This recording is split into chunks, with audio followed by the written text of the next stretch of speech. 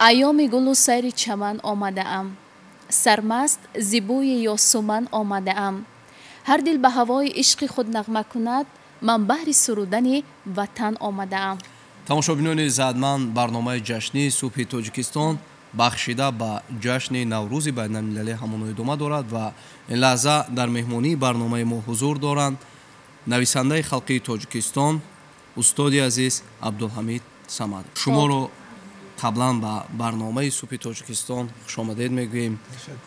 наврӯзи олафафрӯз ба шумо фархонда бошад. наврӯз аз бунёдаш аз азал ин рӯшанӣ ба дили инсонҳо аст, рӯшанӣ ба олам аст, аз нав зинда шудани табиат аст, ваҳдати табиату инсон аст. дар ҷашни наврӯз инсон ба тамоми мавҷудоти олам ваҳдат эълон мекунад, ягонагӣ аст ва тозакориву сабзкориву гулкориву гулфишонӣ оғоз меёбад. аз таърихи пайдоиши ҷашни наврӯзи байналмилалӣ чанд сухан мегуфтед? ҷашни наврӯз дар давлатҳое ки ҳавзаи наврӯз ҳастанд пайдо шуд ва густариш ёфт ҳамчун рӯзи рӯшноӣ ва эҳёи табиат ва рафта рафта ин дигар бо зару зеварҳои суннатҳои тозаш оламгир шуд. он солҳое ки мо мисли шумо ҷавон будем, балки ҷавонтарам будем, донишҷӯ будем, он солҳо наврӯза ин хел тантанаву ин хелчи надо. ҳозир ин дар назари ин ҷавонои имрӯза, оное ки хеле ҷавон ҳастанд, ин ҷашнҳои пуршукӯҳи мо муқаррарӣ менамояд. дар назари мо ин як афсона. дар рӯзномаҳои баҷуръати мо мисли маориф ва маданияти ҳамун замон солҳои охири 60-70 ман дар назар дорам. агар ҳамчун пайки наврӯзӣ як акси гули сиҳагӯш чоп мешуд, ин як дунё шодиву сурур мебахшид ба насли мо, ба ҳамзамонҳои ҳамун давраи мо ки наврӯза фаромӯш накарданд, суннати наврӯзии моро фаромӯш накарданд, пайки баҳора шодбош гуфтанд ба ҳамаи мардум. аҳамияти таҷлили ҷашни наврӯзро барои муттаҳидии башарият дар шароити феълӣ чӣ гуна арзёбӣ мекунед?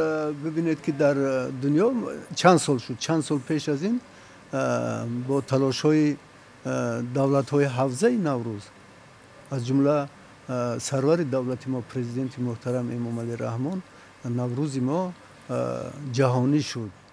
ин падидаи бузургтарин аст ки як фарҳанги бостонии мо, қадимаи мо, ҷашни бостонии мо аз ҷониби ҷомеаи ҷаҳонӣ пазируфта шуд ва имрӯз наврӯз на танҳо дар Тоҷикистон, балки дар саросари дунё ба ҳар наву ба ҳар ранг таҷлил меёбад. мардум ба муносибати ҷашни наврӯз гирди ҳам меоянд. як суннати наврӯзӣ ин худаш сарҷам кардани мардум аст, аз байн бурдани кинаву кудурату густариш ёфтани дӯстиву оштиву ишқу муҳаббату ҳазор як паҳлӯ дорад. дар ин рӯз ҷавонҳо тамоми орзуву ормоношона барои ба бахшидани як гул, як табассуми зебо, як салом, як калом, як ин шеърое ки шумо мехонед ва аз тариқи телевизиону ин расонаҳои хабари мо садо метиҳанд, аз радио, ҳамаи ҳамин ҳамаш барои ваҳдати инсон аст, сарҷамии инсон аст, барои арзу ниёзи инсонӣ аст дар роҳи зиндагии осуда ва хушбахтона. наврӯз дар байни ин ҷашнҳое ки бисёранд ҷашнҳо, аз ҳама ҷашне ҳаст ки ба армонҳои инсонӣ дахл дорад ва дар ин рӯз инсон фақат аз рӯишҳо, аз покизагӣ, аз покӣ, аз суннатҳое ки одама ба ҳам наздик мекунад, дилҳоро ба ҳам пайванд мекунад, кафшет мекунад, дар бораи ҳамин меандешад. имрӯз ки дигар ин анъанаҳои наврӯзии мо ҳам дар шаҳр, ҳам дар деҳот, дар ҳар як хонадон чӣ қадар зиёд шудааст, чӣ қадар зебо шудааст, чӣ қадар дилнишин аст ва ба он дараҷае ҳаст ки ина тасаввур карда намешавад. агар дар шоҳнома масалан ё ин ки дар як асарҳои классикои мо номи наврӯз дар як ҷо омада бошад, имрӯз дар саросари дунё озод аст.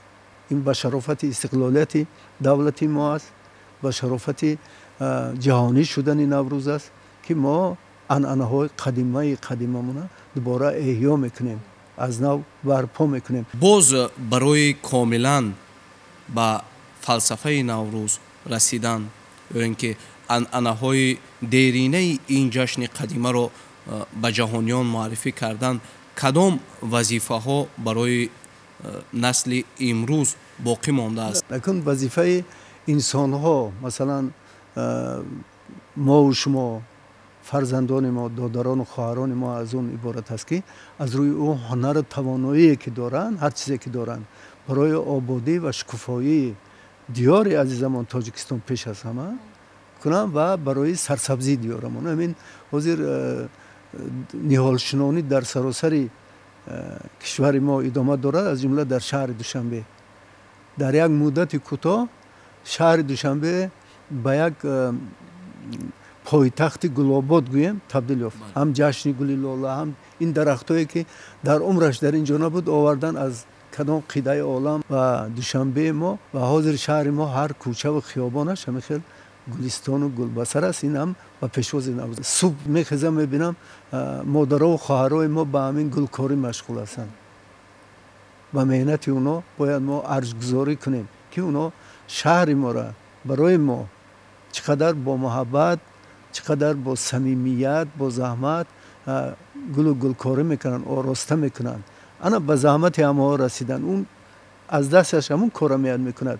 лекин каси дигар бояд дар як ҷойгоҳи кори худаш, гирди корхонаи худаш, пеши хонаи худаш, атрофи хонаи худаш бо ҳамун самимият, бо ҳамун меҳр, бо ҳамун чиз масалан ба муносибати ҷашни наврӯз, ба муносибати ҷашнҳои дигаре ки мо дорем ҳар сол 4-5 ҷашни бостонии мо зинда шуд ки онҳоро фақат мо дар китобҳо мехондем.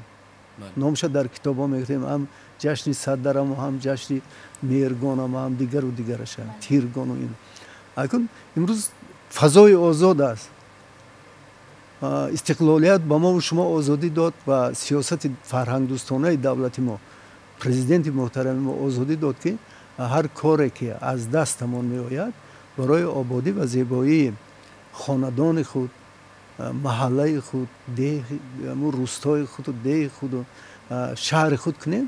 агар мо насли ояндаро ба ҳамин чизҳо омода созем, меҳри амина дар дилшон ҷо кунем, ҳамаҳо ба қадри заҳмати модарову хоҳарову масалан падару оёшон бирасанд, мешавад шаҳри тоҷикистони мо гулистон, саропо гулистон мешавад. ин ободиҳову ин қадар созандагое ки дар тоҷикистон дар тӯли тақрибан 20-25 сол гӯем агар 20 сол масалан шуд, ин таърихи наёд надорад.